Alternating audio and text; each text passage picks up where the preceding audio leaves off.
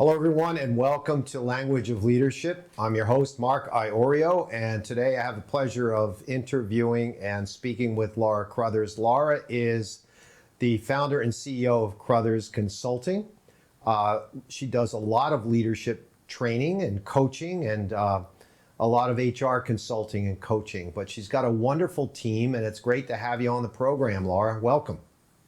Thanks, Mark. It's great to be here. It certainly is a pleasure to have you. It's always a pleasure to talk to you. I said yesterday, or you said yesterday, that we could probably talk for hours at a time, and I couldn't agree more. But we've got 30 minutes to chat about Crothers Consulting and a little bit about your journey and the process that you've gone through over the years in developing Crothers Consulting, the experiences that you've had.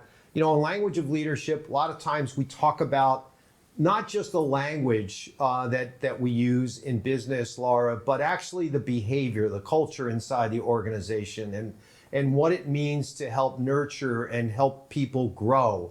And you've done a remarkable job over the years with Crothers. So talk about the journey, and then go into how you develop leadership teams with your clients and so on.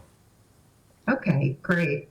So my journey was, as you know, I started as a solopreneur after my corporate experience, and I came out thinking I really want to help leaders gain clarity. That's always been my mission. Mm-hmm. And at the point that I started, it was about mergers and acquisitions.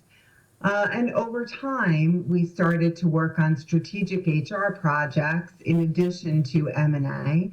And then the journey took me to getting certified as a leadership coach and bringing on other, not only strategic HR partners, but also lots of leadership coaches and leadership development trainers and management skills training. So over the years, Crothers has kind of morphed into that. And for me, it's almost full circle back to the original premise, which is to help leaders gain clarity. And so we really like to focus on working with those rising managers and helping them with the skills they need to be effective as managers, and then moving that into leadership and how do they make that transition. Yeah. As well as working with the top teams themselves and the individual leaders on becoming more effective in leadership and really focusing on the right things to make the difference for the organization, not only on the ROI, but on culture and engagement and all those things that are so important that we know. So that's kind of how we've morphed over time and really came back to my helping leaders is been the goal of mine.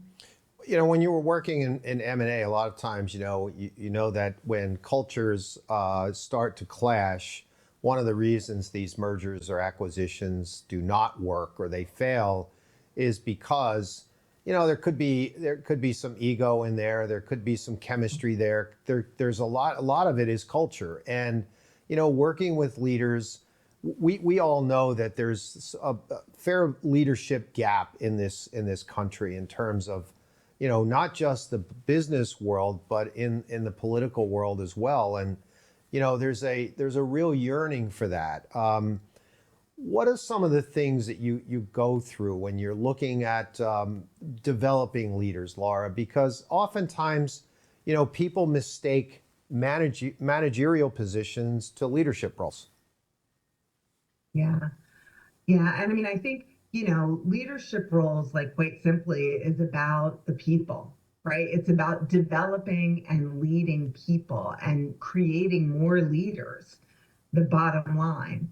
And so we'll work with a leader first on their own self-awareness, working with, a 360 tool or interviews, or sometimes they come self-aware, but making sure that they've got that self-awareness on what they're super effective at and maybe some areas that they're not as effective, or those underlying behaviors, those reactive character behaviors that drive us all. So, that's usually the first part of the process. And we'll work with leaders individually, or we can work with a collective team as well, Mark, which is a lot of fun, to take a look at that collective leadership effectiveness and where they are as a team for the organization. And I think what you and I both know is that you're usually only as good as your weakest link. Yeah. Yep. Right. And so you might have some fabulous leaders and a couple that really aren't doing the right thing, or they're still focused in the management skills, of tasks only and getting things done, focusing on execution, instead of focusing on the people. And that comes out loud and clear. And so hopefully then that would give them the impetus to move forward to figure out how they can be more effective, both individually and collectively. Yeah. And I think, as you know, we've created training, especially through this COVID period. It really had us take a good look at what we were doing and how we could deliver it in a way for today's audience. Not giving them videos, but live training that is in small bite-sized chunks. So once we understand what the leadership needs are of the organization's leadership team, we can custom develop a program for them to become more effective. And we take that program and we chunk it out. So usually they come together with us, for a kickoff for a few hours, and then we meet like live virtual every couple of weeks. And they learn a new leadership skill or behavior. We talk about something that isn't working so well, and then they go off and they practice it. Yeah. And then we come back together after they've had that time to work on it and think about the challenge and digest it, and we talk about how that worked and how we can take it to the next level. And we have, we've invested in a platform that focuses on leaders as a coach, and it gives them daily micro learning tips that they can reflect on and that they can put immediately into use about themselves and about their team. And so the combination of those kinds of training we found to be super, super effective.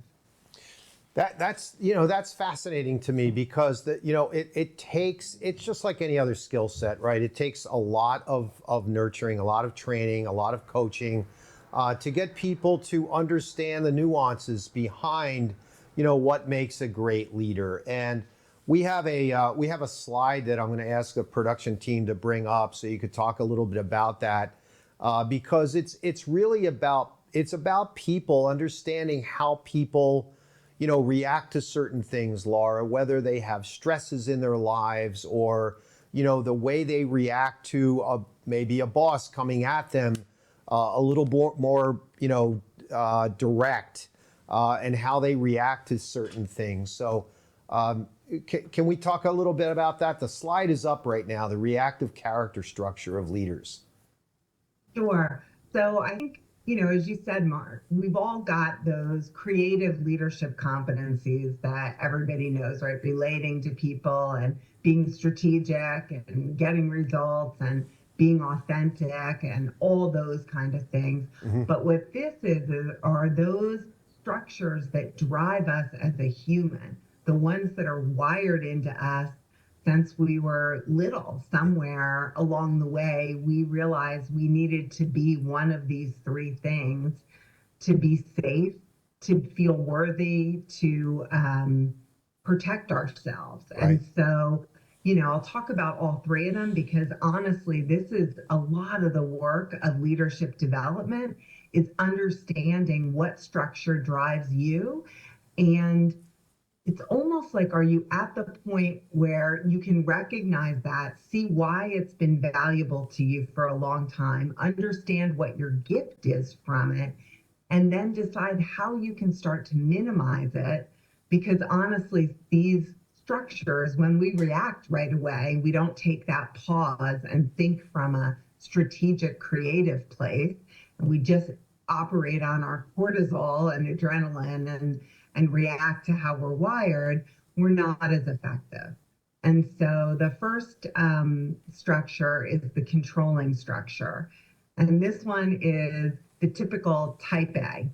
So they're driven by sheer willpower. They want to win, they want to dominate, they want to get the results.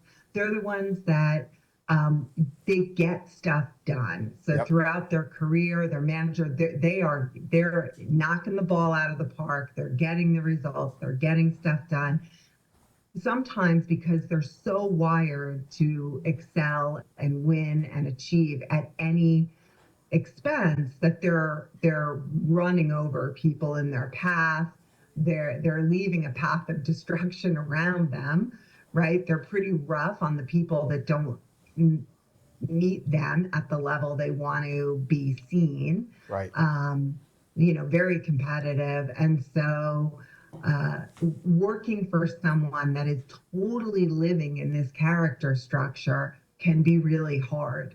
They have a hard time building those tight relationships with people because, quite frankly, they're beating the what out of them. Yeah, right. Because they want to always be winning, right? That sounded like me when I was younger. I think I've calmed down a lot, but I felt like that was kind of me back then. Yeah. And a lot of us, it was, and it's how we got to a point of leadership. And then it's at that point that that winning at any expense isn't what's going to make you most effective, right? So that's the first character structure. The second one is protecting. And these are the folks that it's about being in their head, and they're brilliant and they want to be seen as the smartest in the room and the most superior. They can take a problem and they're 10 steps ahead of us. They've already figured out, dissected, and have thoughts on how we can strategically move forward. They're usually very strategic, really brilliant.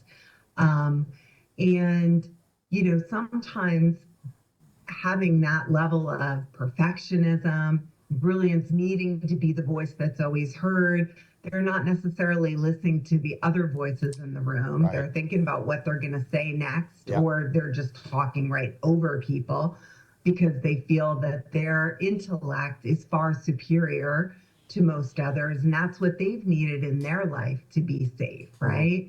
And so those people, also under times of stress, they tend to protect and go distant. I had someone that was once in a leadership team with me, and a good example of this was we actually did a leadership 360, and his results were not such that he loved them. Quite to the contrary, he was super upset. He couldn't believe he would get results like this because, of course, he was, brilliant and had done lots of wonderful things. But as a leader, he wasn't very effective. And so he literally got up in the middle of a 2-day retreat, day one, and left. He left. He went to his room. And we were that is in the extreme. A protector is wow, I don't feel safe. They're criticizing me, right, saying I'm not a good leader. I'm out. I'm out. Yeah. It's not funny, but it's funny. I mean, it's dinner, and knocked on the door. I was like, hey, you haven't come out. Are you leaving? Are you okay? Yeah. I'm like, dude, you are so in your protective stance, you don't even see it. Right. So it ended up working, and he ended up, he's a wonderful leader now, but it went through a few years of development, and he needed to have that aha moment. And then the complying, which is quite frankly where I have fallen, are the people that they really want to meet expectations and please others. They want to belong. They want to be liked. They want to be the popular kid. Yep. And they do anything to have that happen. And I tell a story where I was just bending over backwards for a client. Maybe, it was in the last 10 years, so I'm still working on it. It's always a constant work. But I oh my God, they're mad. We have to redo this. And then, oh, they don't like our PowerPoint. Let me go hire a designer and redo our whole thing to make them happy because they're bored. And, I was going crazy, spending all of our resources, time, money. I was burning out my team. I was a maniac. Right. I was spending money. We were totally out of scope. And it was all because I was being driven by my reactive, which is I have to please them at any expense. Yeah. Yeah, and there's an upside to each of those three areas, and there's a downside to each of those three areas, and we've all experienced that. I think I'm the first one that you described, but I've calmed down quite a bit. You seem to be the compliance side, but you've changed a little bit as well. So that's really interesting. Exactly. It's so interesting, Laura. I swear, it's just amazing. But let's take a quick commercial break. We will be right back, folks. Don't go away. I've got more with Laura Crothers after this message from our sponsors. I love that we both got an awesome network and save money doing it. I know, $25. I love that it's guaranteed for 3 years. Hey, we're sitting on a sign here. Switch and get Welcome Unlimited for $25 a line, guaranteed for 3 years. Verizon.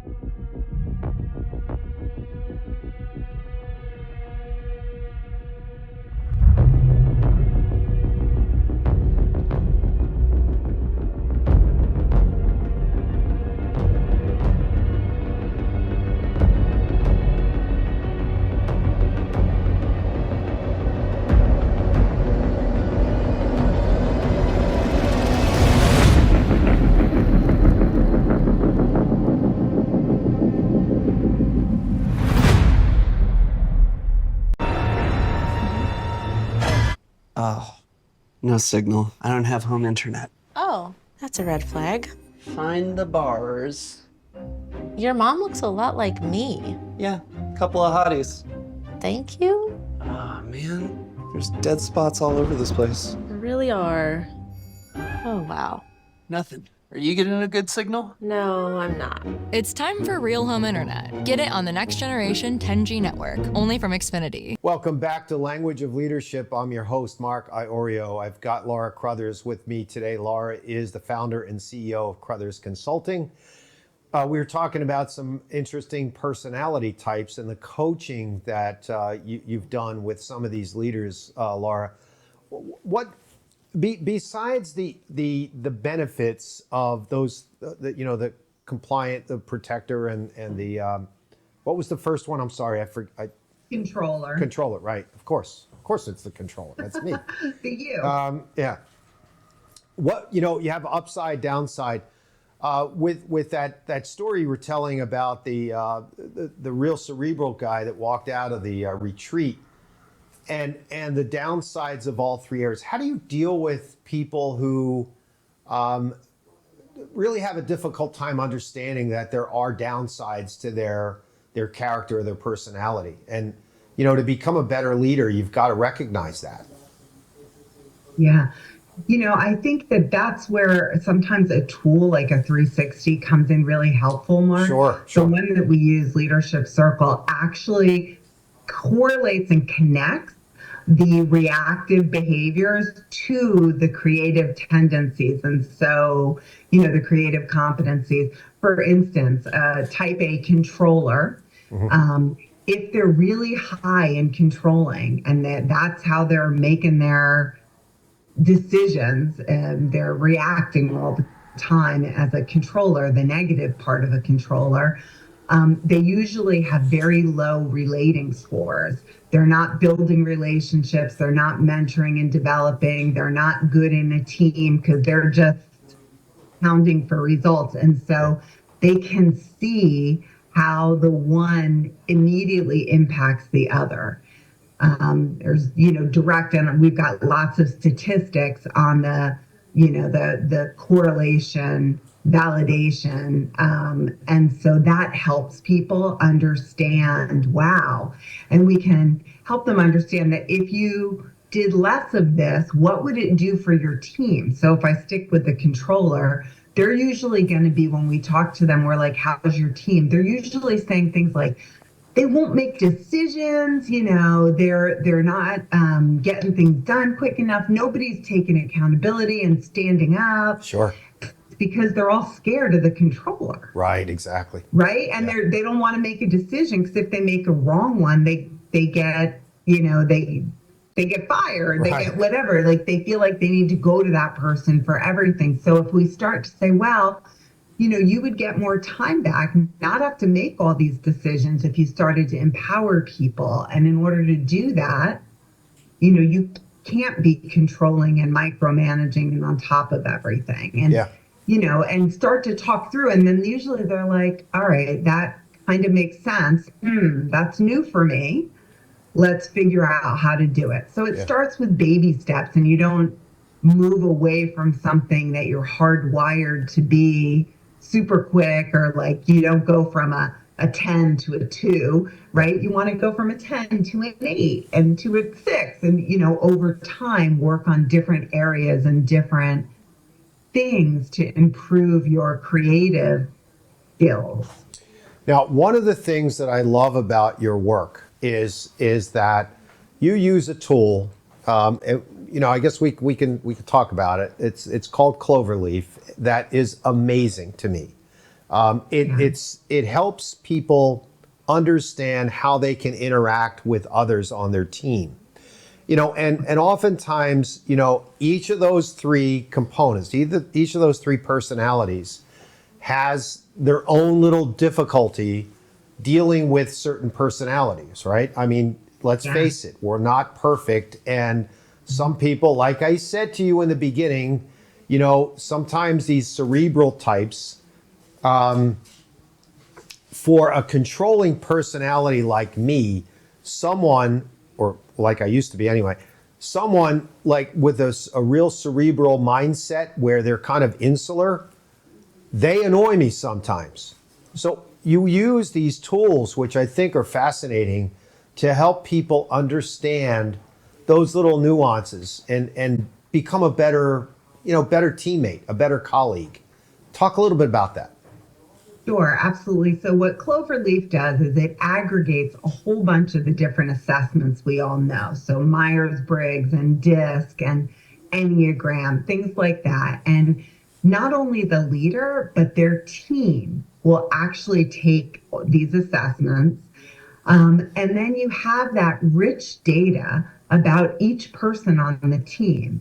And what Cloverleaf does is it gives you little tips, not only about yourself and how to be a better leader and coach, but it gives you tips about your team and how to interact with them better.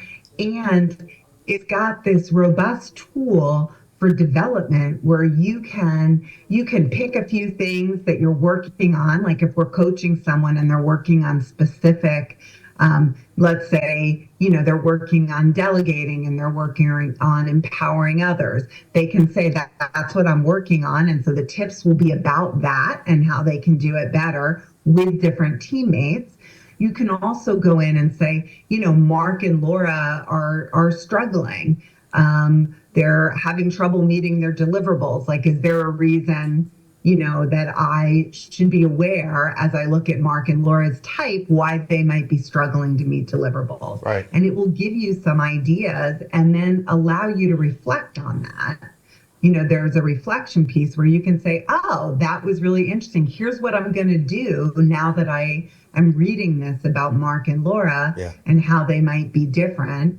here's something I'm going to set up the projects better by really talking about what the end goal is and having little steps along the way, because, one's focused on one thing and one's focused on the other. So I want to make sure that they've got these little milestones along the way, because they need wins, right? They're the kind of people that want those little wins along the way.